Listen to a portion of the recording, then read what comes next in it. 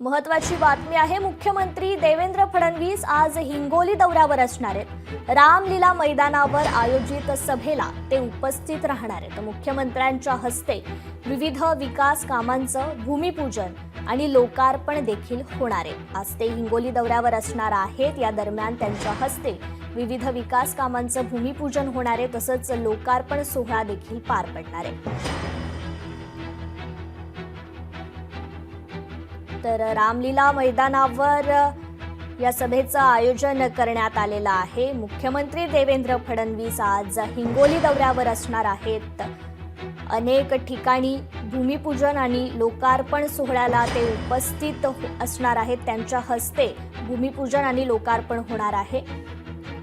रामलीला मैदानावर सभेला देखील ते उपस्थित असणार आहेत। तर या सभेची तयारी देखील सुरू आहे।